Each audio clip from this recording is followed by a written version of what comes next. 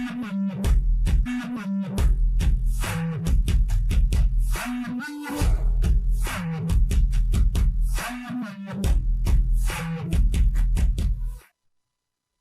evening, Trinidad and Tobago. Welcome to another edition of Saturday Sports right here on NCB and TT Television. It's always a pleasure every Saturday evening at 8 p.m.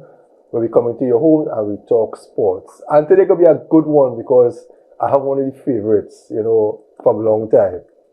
Anytime you want to talk track and field and you want to get the right information, dial 868. And we have the CEO of Rep 868, Dennis Allen. What's up, my good brother? How you, man? It's a pleasure. We're just missing the red man, but we're trying to pick him up. What part of the world he's in right now. But wherever he is, we want to wish him all the best. The Independent Republic of Roystonia. So I think here. All right, okay. Because I know he was outside doing a little coaching. Right true, buddy. Man, walking, buddy. Walking like right. a yard slave. Anyway, the big news is the Paris Olympics. That's Paris 868? Yes.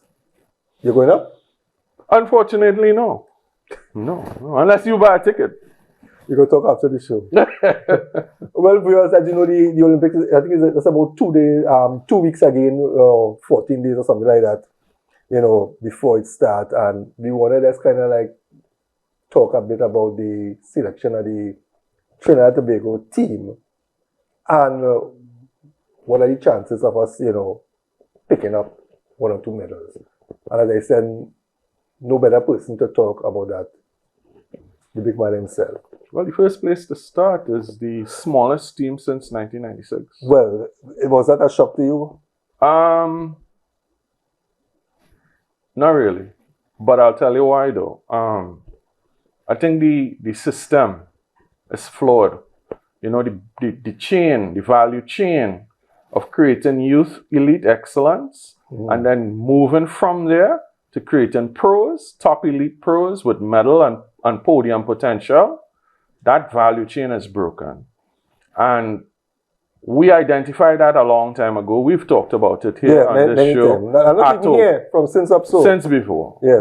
Atto Bolden has spoken about it, and now we're seeing the chickens coming home, to roost. And unfortunately, we've made sport too political. So when we complain, everybody catching feelings, everybody digging horrors. Toting feelings. But you know what? We stored bricks, we stored water, we don't tote feelings. So we say it straight up. The Trinidad Olympic Committee and the entries need to stand up and say, hey, we failed these athletes. We failed the men's 4x1, right? If you're going to rely heavily on college athletes, you got to treat them better. If we relied so heavily on those college athletes for the women's 4x1, and then we tossed them on the side, that's not how you treat your future champions, right? So the process is flawed, the communication is flawed, and then the system is flawed. How do we expect to go out there, rep 868 to the max, bring home medals? If we're not doing that, then what are we really doing? Are we, Trinidad and Tobago, talking about participation? I don't think so. Are we going to Paris to pick up fridge magnets? I don't think so, right? So I don't think anybody in either the federation levels, ministry levels, sport company levels, or any of the few, but the handful of private investors into sport, nobody is going to put money into sport just to see a man get a seat on a plane to go to Olympic Games. We're past that, right? So for me, I think the real tragedy was obvious years ago, and it just unfolded in a way that was just a dramatic collapse last minute. So for me, it was a little predictable, but really, it didn't soften the blow of how sad it was. So, I looked at Jamaica championships. That came across the mainstream television station. And the amount of different sponsors I saw that were sponsoring this event. The stands were packed. Right? For some strange reason, we still trying. We had less than 1,500 people there, Right. including athletes, including clubs. Right. So let's say we minus a 500, about 1,000 people. Well, you could minus 1,000 because there's over 1,000 athletes who participated. Remember, it was open champs and junior champs. So you minus that 1,000 athletes. So you have about 500 paying. Why? VIP was full though. Why, after all these years, we can't seem to get it right? Well, something else that I've said here, the typical boat ride promoter gets it right in more cases than the typical sports executive. When you're doing a boat ride, which I've never done, but I've done FETs, you have to make sure your event, your marketing, and your execution all on point. You can't miss any gaps because it comes out of your pocket. If you have a situation where now there are people in sport who put their money where their mouth is, but most of them don't. Most of them, their funding solution is, how creative can my letter to sport company get?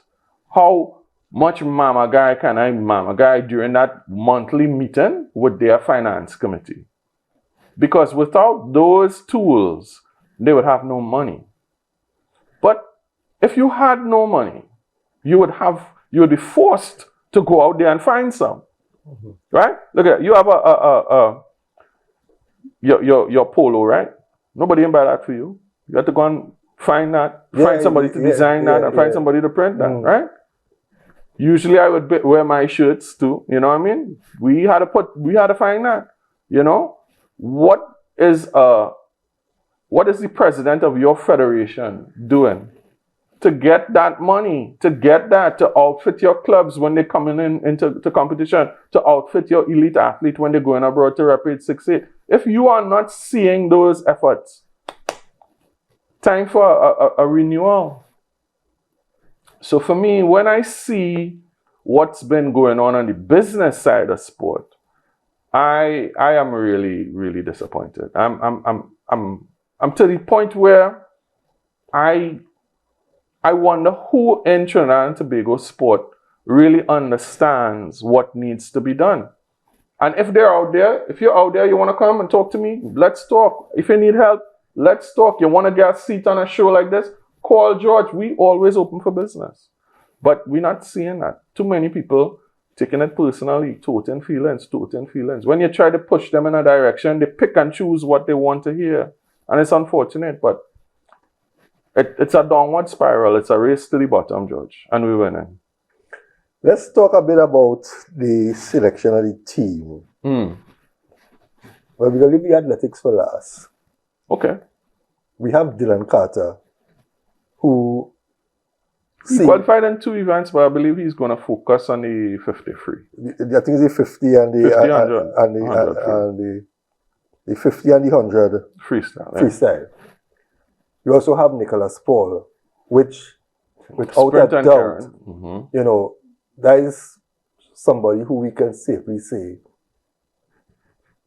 podium potential. Potential, right?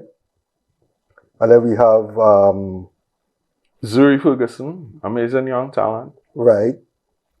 But I believe Kwesi Brown as well is there too. So, but let's focus on the track team, right? We have the regulars, Kishon, Michelle Lee, and Richards. Right. Jurim. Right. Let's start with Michelle. Where do you see her fitting in? Something I have to say about the champ. The champ puts in the work, right? I've said it before. I've said it in public. The road to Caribbean podiums passes through Michelle Liahi. You could call she old. You could call she whatever you want. You could say everything. She's heard it all before. But where is she? In Paris. Stunting. Coasting and all yeah. So all you could talk. All your favorites. Did they beat her? Only one person could claim that. Leah Bertrand Yes. has a faster season best than her. Right? But something an athlete once told me. In a championship year or in an Olympic year, only one race matters. The final. If you bring it, everything else is training, everything else is practice. Up to that point. So, is this the best we've seen of Michelle Lee? I don't know. I don't think so. I think she has enough form to take her into the semis, and from there, any mark could play. But looking at the performance of the Jamaican athletes and some of the American athletes, do you see her really, Is Michelle Lee at this point in her career a podium threat to anyone? Let's be honest, no.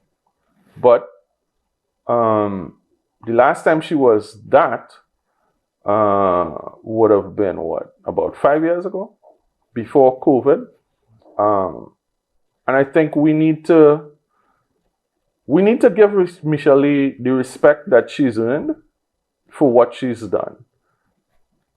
Do we want to see some sub-11 women sprinter? Yeah, of course. Wearing this t-shirt? Yeah, we want to see that. But that'll come just so, right? If we're building a program to export our best athletes to colleges and then hand them over for 4 years, what happens after? Where's the care and feeding to make sure that they stay healthy and then stay competing long enough to be 1, 2, or 3-time Olympians like Michelle Lee is, right? That is something that the associations need to start thinking about because we're handing them off, right? Mm-hmm. I just saw Asha James. I went to the Atobolan Stadium. I saw her walking across. I don't know if they're training. Asha is the midfield general of the women's soccer team there now. So she's a young athlete, but she's been putting in the work. She's also a multi-sport athlete. She does throws. She's a pretty useful athlete. Are we building an opportunity for her to stay in the sport long enough that we can be talking about a 34-year-old Asha, or we're talking about a 34-year-old Leah Bertrand in her second or third or fourth Olympic Games? Are we putting that system into place? Then what we're really talking about is a hit and a miss. And in a hit and a miss scenario, you'll get more misses. It's luck and chance. Mm-hmm. She's also on in the mix with the women's 4x1, together with Leah Bertrand, Soleil Frederick, and Sana. Akila Lewis. And the other twin, Sana. But she's a reserve. Right. What are their chances in there? Now, I know these besides Michelle Lee, the others are pretty. They're young. Right? So they're green. They're not just green. They're young and they're not running. They're not running times of the fastest 8-team Olympian. They're not. So we have to be cautious about our expectations. Is it a wonderful success story to see twin sisters? Only 53 other twin sisters have made it to the Olympics, and we have one. So we thank God for that. I do my work, man. I go and do my homework, my brother. Come on. We have a record. We have a very special situation with the twins, right? And haven't met their mom, haven't met their father to the point, but we stood in the same line in the airport, shook hands. But their mom, she speaks with me all the time online, and I can tell you this: they have a commitment to Trinidad and Tobago sport that is commendable because it requires a lot of sacrifice. Right? They are basically giving away the Wheaties box because we don't have that. We don't have that support. So they are basically saying, hey, the only way I'm going to get paid as a Trinidad and Tobago athlete is if I get a medal and I get a bonus and I get a nice house, and then probably in 10 years I could sell it. That's their payday. That's the bet that they, as US-based athletes with dual citizenship, are going to make, right? The Ray sisters in the under 20, they're making the same bet. So we have to commend that. But does that change the fact that they're not the fastest on the team, and the team is not the fastest in the competition? No, it doesn't. What could happen on the day? I don't know. I am predicting at least they make it past the first round and into the final, and I think that in itself will be commendable. And once we're in a final, any Trinidad and Tobago athlete, the bad mind takes over, and God is still a Trini. So I will always say that we have an opportunity, and those women, all 5 of them, are fully mindful of what it is. Akila is the NCAA 4x1 champion with her Olypmics team, and that means something. Yeah. It means something to her, and she is going to put it out there. I mean, she doesn't take days off. Even when she was injured, she was still hammering, still working, and her passion is, that athlete, that she doesn't get the kind of kudos and attention because she's competed injured so many times in college. This year is something, I think we're going to see something special from both Leah and Akila that will make us really proud. And if they click and they get that baton around the park, any mark could play, bro. Yeah, because in finals, baton could be dropped by other teams. Yeah. How many times Team USA dropped that baton? Exactly. So the chances are good for us.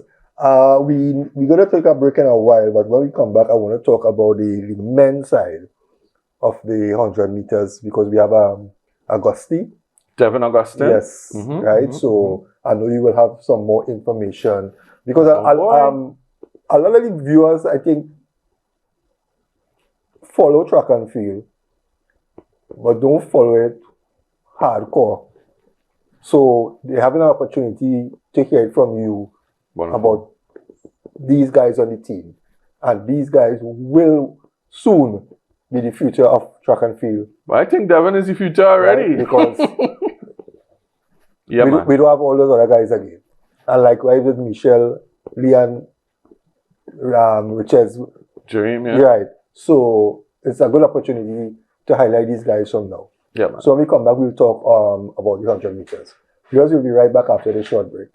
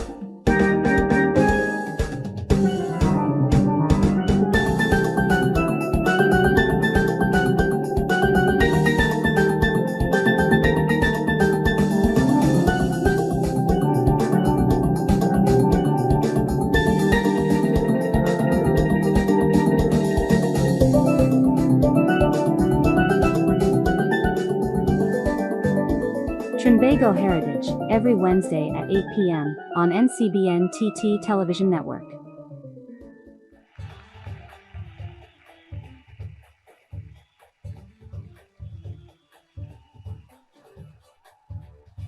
I'm Steve David, and I'm your host. Today I talk football as usual, and I have with me Linda Bramble, welcome to the set. Michael Raghunath, welcome to the set. Who said George Jefferson, George Anthony Clark, welcome to the set. That's Dwight DeLeon. The president of the SSFL, Mariri Gonzalez. Mariri, welcome to the set. Leroy DeLeon, welcome to the set, Leroy. Thank you very much. Thank you for tuning in every Tuesday night, and NCBNTT, thanks for the opportunity.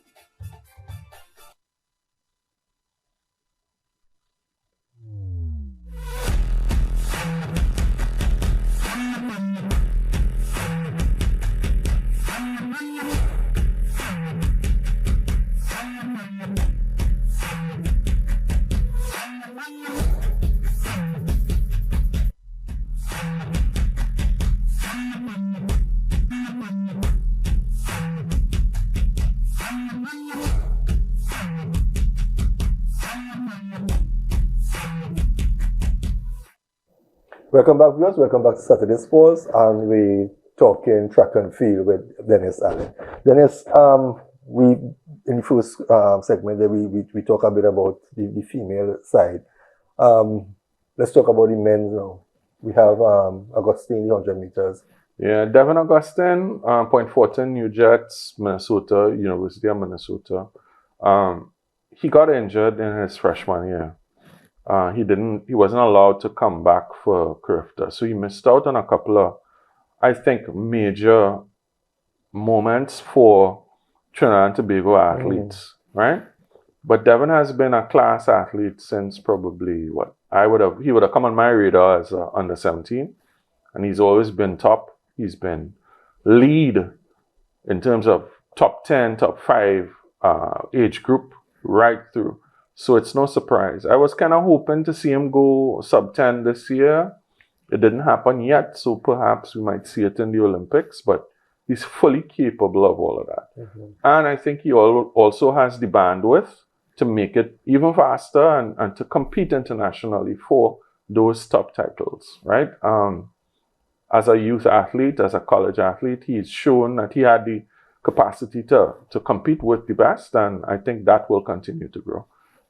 Keon Benjamin, also another young athlete that was always breast to breast, next to toe with Devin as a youth, and they went to the same school. They are two very quality athletes with a high level of commitment to both Trinidad and Tobago and to themselves as athletes. So I believe that they will show up. Unfortunately, we lost a couple of people to injury along the way. Omari, who is Akila Lewis's brother, his sister is in the 100. It should have been 2 sets of siblings on that team, but Omari had to withdraw from contention because of a. But I'm not seeing his name on the list. He is not there. That's what I'm saying. So when you look at who is missing, Eric Harrison missing, Daniel Duncan, somebody who has not yet put on a Trinidad and Tobago uniform, but he had early season difficulties and injured, and he kind of more or less redshirted this whole year. He's going to pop up on the radar once again. He's a New Jersey-based athlete.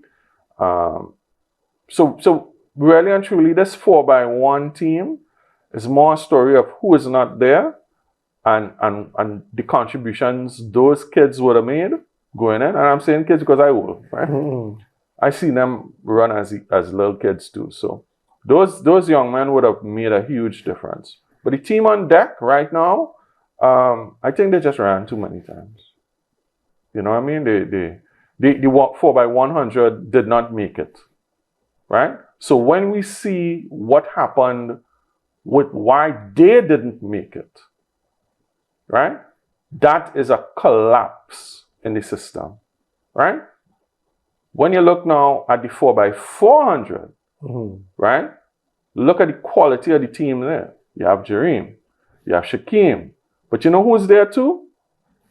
Rennie Quao. How was Rennie Quao? Rennie Quao joined pension, but you know what? You could see the same sort of thing. But he beat people. Exactly, yeah. So all your favorite youngsters and then, Rennie beat them. So what does that mean for us? Contrast the 4x1 and the 4x4. And you will understand why this luck of the draw, lotto, playway system that we have for international qualification is an old model. It is not run the fastest time. It is preparing for the moments that make automatic qualification easier. World relays, if we go in and bet on world relays, then we have to show up with our best team. Come what may, make sure that is in your college contract. Because if we betting on college athletes, then they have to be ready for us. But if we are not playing a strong hand in the college recruitment, then we had to take what we got. We saw that, right? Shaquem McKay, amazing story coming out of John, really amazing. His dad, himself, they are, I don't like to use the term loosely, but black excellence. You know what I mean? A strong father figure where a young man can say, hey, you know what, I want to be like that guy. And that is the kind of thing that we see we need that kind of leadership coming out of these at-risk communities. We need to be able to say, hey, you know what? My neighbor is an Olympian. What does that mean for me? You know what I mean? Other guys on that team. We have Elijah Joseph as the reserve. Another really amazing story. You know what I mean? You had to get him when he come back. He had to tell that story on his own. He and his younger brother, really, really amazing story, right? Athletes that I see for myself putting it out, blood, sweat, and tears every single day. That's the kind of thing we need, right? So him making that team was a long shot for even him. But when I saw his name on that board, I was like, wow, congrats, all right? We have Jereme in the 2 and the 4. I think it's a long stretch for him to get to the times that probably about maybe even 2/10 of a second faster than his PR to get to a medal in the 200. But I think he's within range in both events to be able to make it to the final for both. And like I said before, once he's in the final, any mark could play. You know what I mean? But I think it's going to be more challenging for him in the 200 than it would be in the 400. I think a finals appearance in both will solidify his career as one of Trinidad's greatest quarter milers. And certainly you would see that. He's a guy also has a story amazing story amazing story, yeah, from where he started to where he is today. Yeah. You know. And we have the 2 field athletes, Keyshawn and to Toko. Yeah. Toko population is 1,100 or 1,164 people according to the census. And they have 2 Olympians. Two-time Olympians. Yeah. 2.5 to 3-time Olympian. Yeah, because there's Keyshawn to the Olympics. Exactly. Right?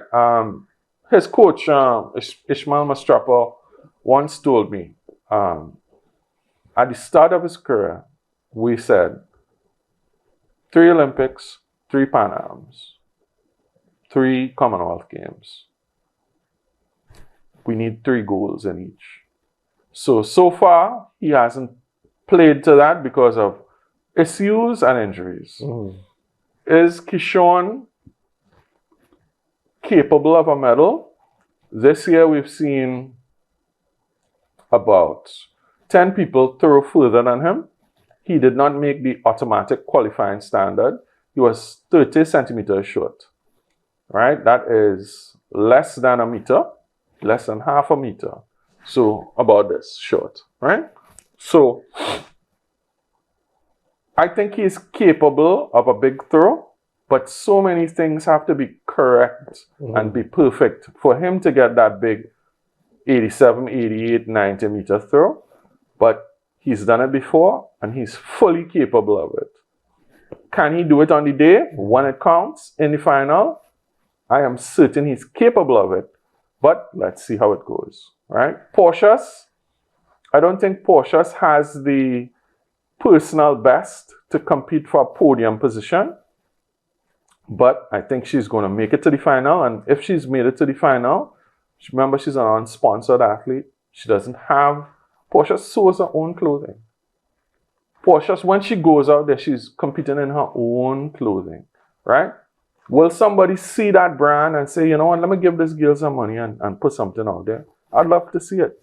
Portius is an amazing, resilient athlete as well. She has the talent. I don't know if she's had the support for the season to be able to throw big to get into the podium positions. But she's locally trained? She went to college, right? So she went to, I can't remember if it was South Plains and then Alabama. So she went to a junior college and then transferred into NCAA Division I school. A lot of our athletes go that route. One of the athletes that I thought would have been on the deck as well in Paris would have been Kelsey Daniel, triple jump, especially. I thought he would have had but he just missed it by a few. And I think that a lot of our youth need to start focusing more on the transition.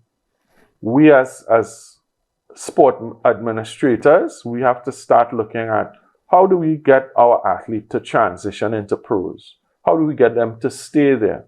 Look at Marshall Cedeno, world national record holder, right? World championship finalist, Olympic finalist. Where is he now? Right? He give it up. Why? Has anybody ever asked him, yo, Marshall, why, boy? You know, we could have do real good. We hear any girl tripping a boy, we'd have really like that donkey kick towards the end there, boy. We'd have loved to see that. But what are we doing for him except for that 45 seconds that he running for Trinidad and Tobago in a final? What are we doing? We collapsing. The systems are collapsing. But I mean, I want to sound like if I'm a prophet of doom and gloom. I want to go. Last time when them boys on them ran and they win world relays, the neighbor was by mine. I was screaming, so they thought it was some felony going on, you know. But yeah, that's how it goes, boy. But I want to see the 4x4 in the final. I think they have the tools. If Shaquem runs a really good sub 45 leg, I think Jereme will also have to run a sub 45 leg to stay in contention. And depending on who we give that baton to in our final, we've done it before. So why not? You know, it makes you try to figure out, you know, when you look at other countries, how they're progressing in sports. Guyana, I mean. Okay. Grenada, yeah. Right. And I do think that they have better facilities than us. We could build real thing. We don't take care of it. But we seem to be doing the same thing, the same way. And expecting different results? Different results. Sign of a madman, right? Now, this is the smallest thing we have taken in a while. Yeah. In a while. Yeah. Is there anybody outside of this circle that you were a bit disappointed in that they didn't qualify? There's this girl, this long jump girl from Tyra? Yeah, what's going on with her? Tyra would have won the HEP. She would have. Tyra, you would have won the HEP. You would have won the HEP. I know it's hard work, but my girl, get back in the HEP, please. All right? I don't know that Tyra is an athlete that anybody could ever write off. But she's had a difficult time outside of college. She doesn't have the support systems, and she is an athlete that needs to have that support system. I think she did not fare well for the simple reason she didn't get that. But it was tough seeing her cry after Open Champs. It was tough because she was looking good. She missed the board on 3 jumps out of the 5. Out of the 6, I think. 3 out of, yeah. So she fouled 3 or 4 jumps. 3 that I remember. Big jumps that would have taken her to the Olympics. So it just didn't work out exactly right for her. But certainly she's an athlete. She's committed to the sport. I saw her Instagram post either yesterday or the day before. She's back in uniform. She's competing. She's going to finish off this year strong. I'd love to see that. Janae Gans is still a little off, but she's still young. Kelsey, we just spoke about Kelsey in the triple jump. I'd love to see another man in the 400 meter individual. This is the least amount of 100 meter and 200 meter runners that we've had for quite some time. Both men and women. Yeah, because I remember in days gone by, we had 2 and 3 full deck. We had Burns, we had Thompson, we had Bledman. Yeah. And somebody again. Yeah, we had about 4. Yeah, so we had 5 qualifiers at one point in time with Darrell and all of that. So our 8 lanes in the stadium for Open Champs, it meant something. There were no automatic qualifying coming out of that. You had to win on the day. You had to beat somebody to take their spot. And that, to me, that's missing. That's absent from the deck right now. Are we coming home with any medals in track and field? We'll get that in the next in track and field. That's a long call, boy. That's a tough ask. Tough ask. Let's make it to the finals. Let's keep the enthusiasm real. Keep it real. If we make it to finals, we had to clap that. But understand that if we don't make it to the podium, it's not because of the athlete. We have talent. Talent is not the problem. Talent is not the problem. Because when you look at some of the times that the other athletes are doing right now, take for instance Price, right, at age 36 or 35, with a child. yeah, and I mean it's tough on what's the next girl name who got injured? Who's that? The next Jamaican 100 meters. Elaine? Yeah, right. I mean, yeah, but Elaine hasn't had a good year for quite some time. You know, she didn't have a good year last year. She didn't have a good year this year. She, to me, I don't know. That's my personal opinion. But when she changed coach, yeah, but you know what? Track and field ain't easy, you know. And track and field, the way the contracts are, it's unrewarding unless you win. I think she got too comfortable.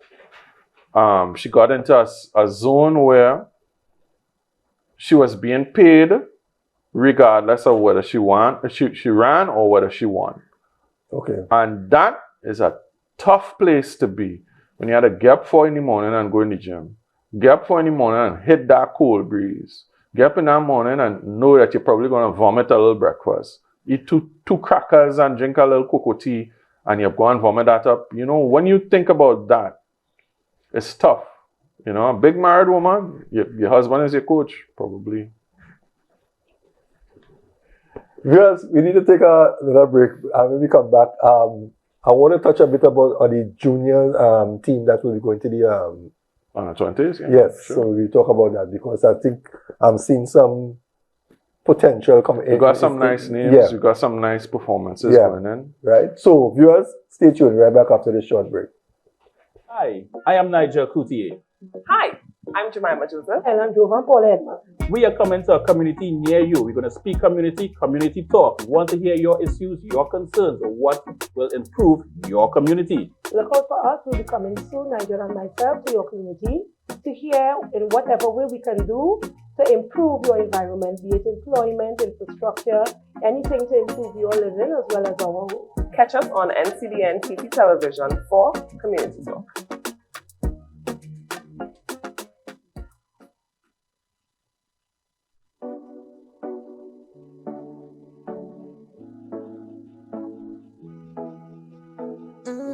Hi, I am Nigel. Quote Me Today is your daily motivational segment to start your day right. Join me Monday to Friday, 9 a.m. right here on NCBN. Remember, wake up with a smile. Today is your day. That's why when we petting, we just bet God when we jamming, we just jam down when we drinking, man it's strong rum, hey. Pop a bottle right now when we petting, we just bet God when we jamming, we just jam down when we drinking, man it's strong rum, hey. Pop a bottle, push up your hand.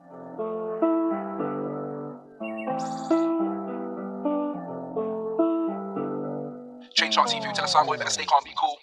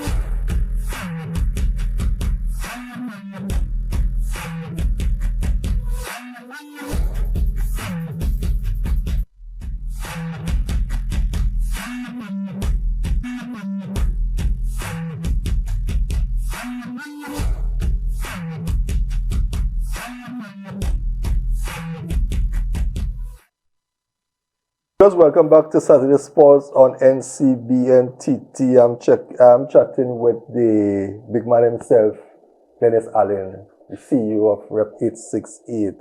We talk a bit about the team that's going to Paris and the expectations that we're looking for. But we also have the 18-member team that is going to the juniors. That's in the 27th to the 31st of August in Peru.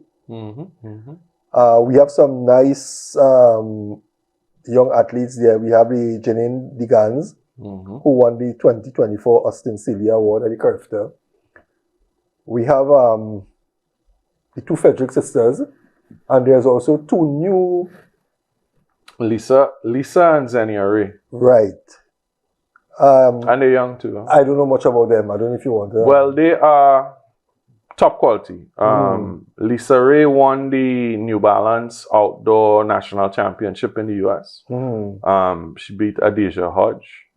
Adesia Hodge is a Curfter gold medalist who also won the Austin Celia Award in the Bahamas 2 years ago. So she's definitely a talent, you know. Her sister, Xenia, I think Xenia is the elder one. She also is a pretty good sprinter. They both won the 100 and 200s in Trinidad and Tobago for the junior championships. So what we're expecting is a 4x1 women's 4x1 team that should be on the podium competing for a gold medal.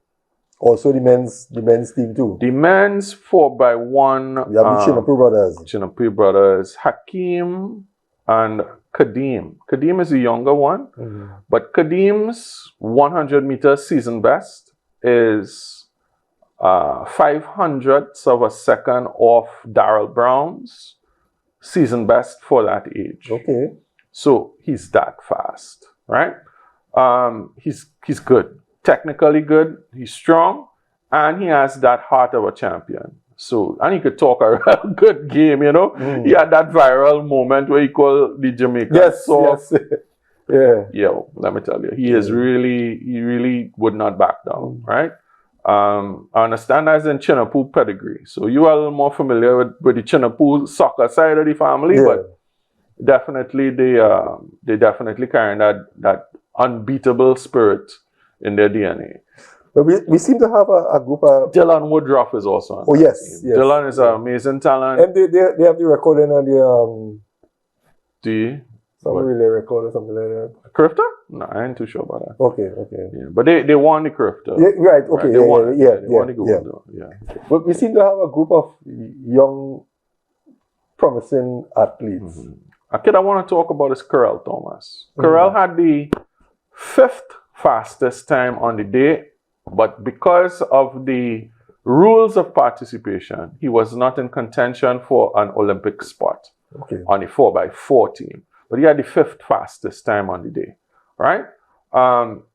His time is probably going to be top 10 freshman in Division 1, going into his to entry NCAA Division 1. He has a really good pedigree.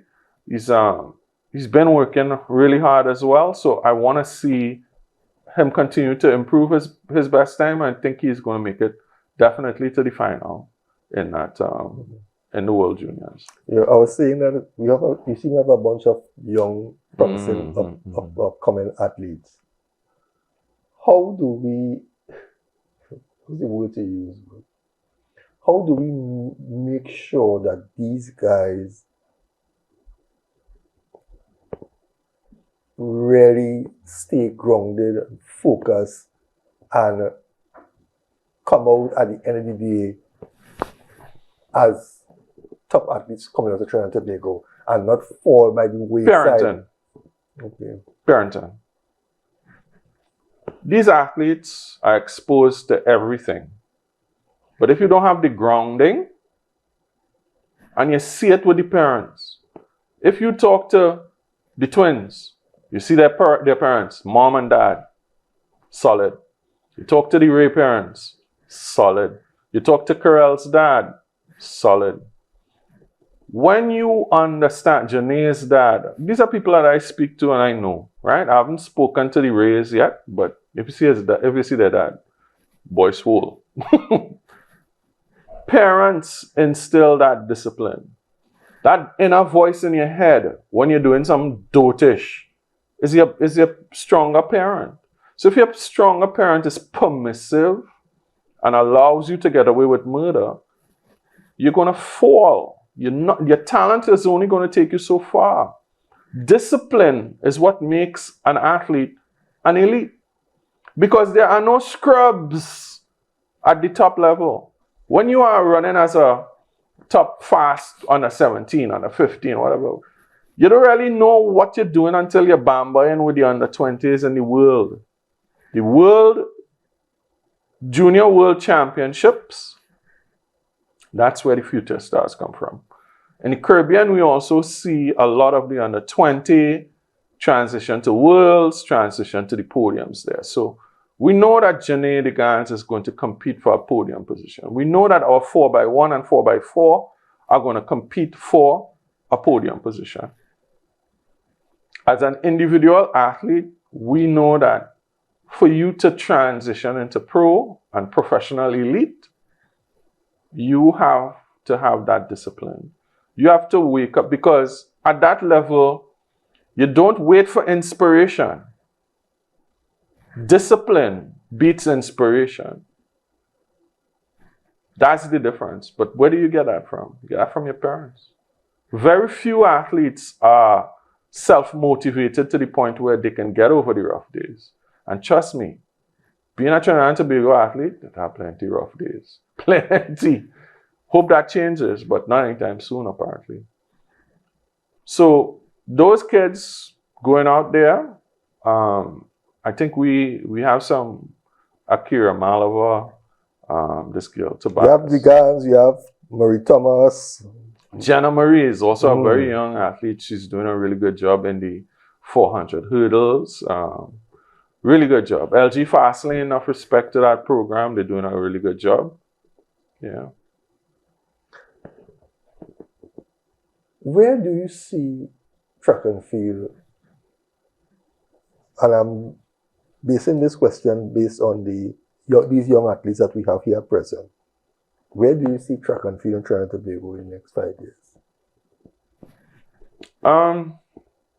Sport doesn't get money because we have a political base that is important to the hierarchy.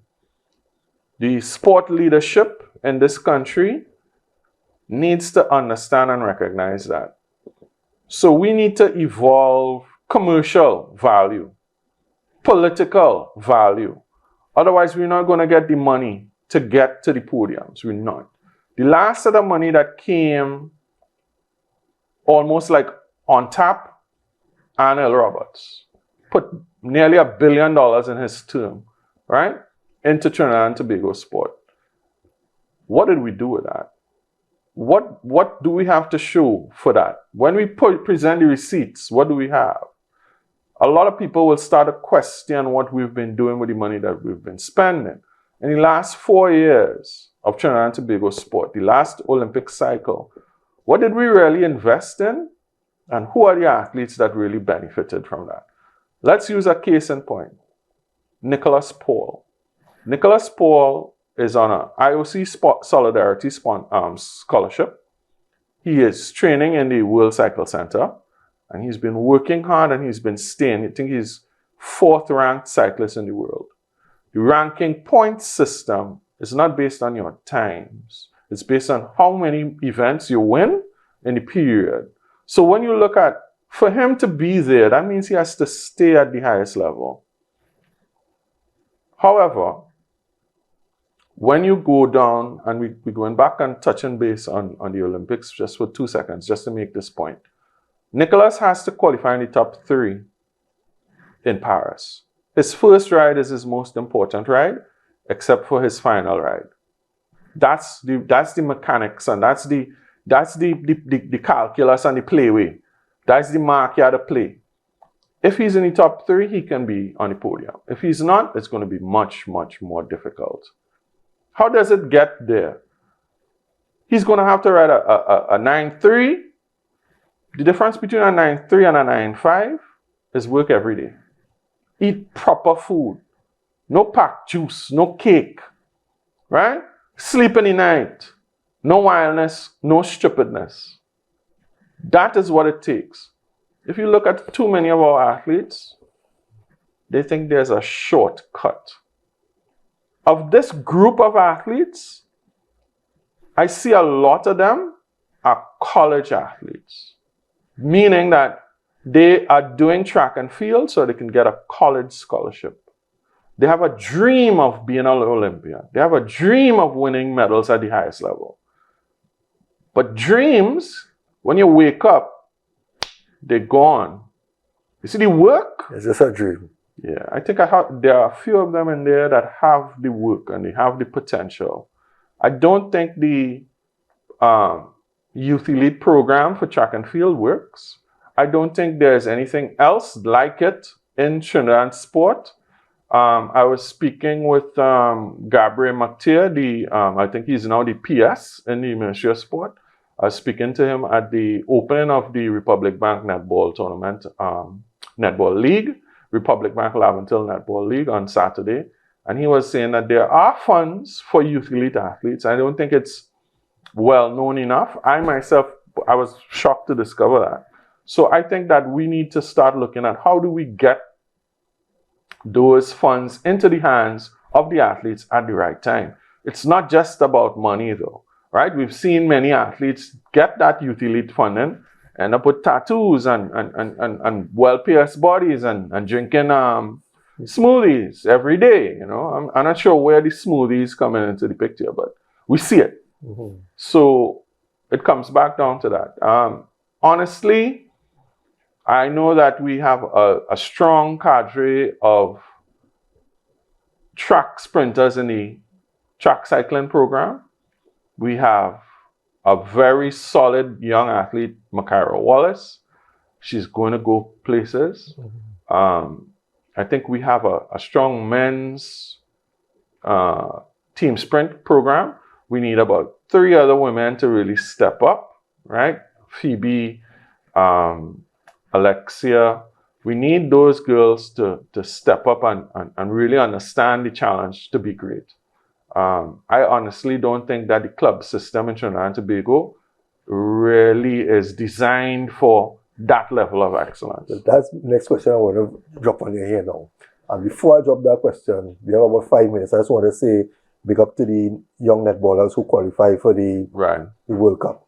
But the question to you before we end is that the local track and field athletes, mm-hmm. these young ones, are the local coaches qualified enough to coach them until they leave for college, to give them that solid foundation? Do we have the right coaches in track and field in Trinidad and Tobago?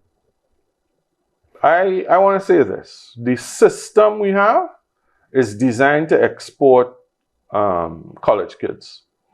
It's not designed to have a top elite pro competing based out of Trinidad, right? I have not seen anybody do that.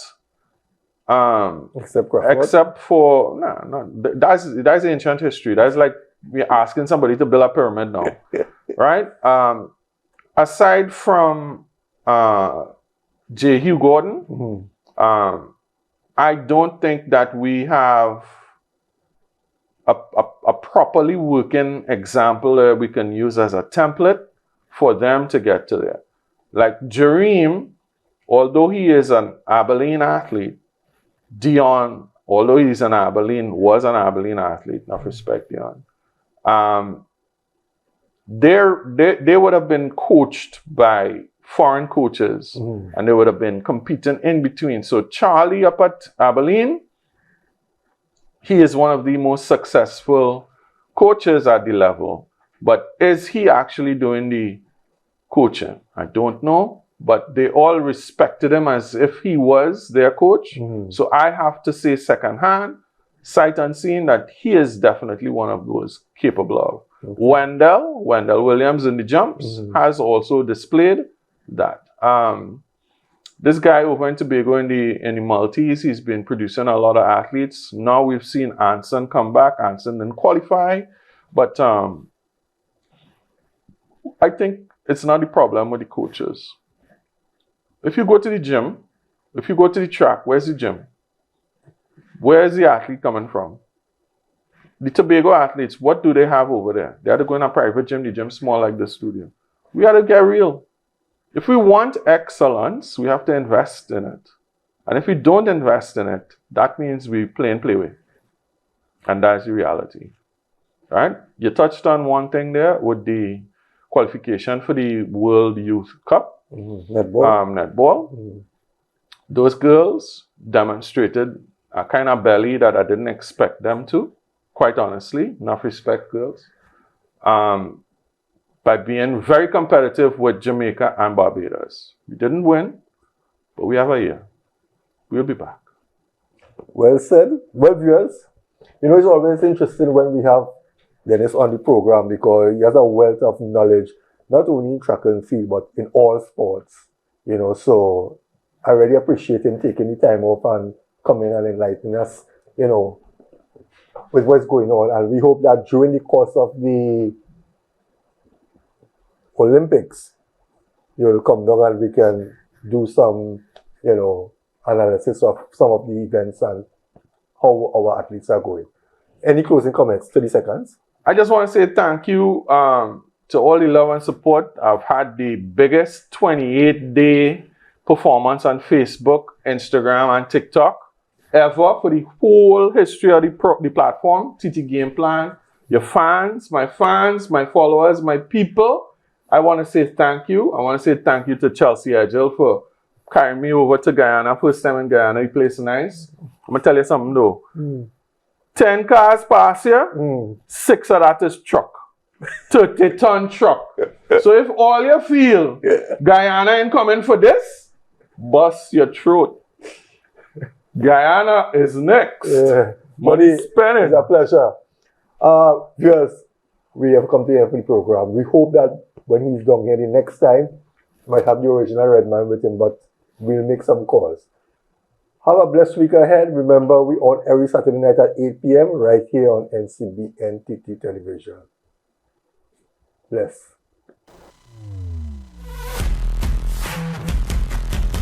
We'll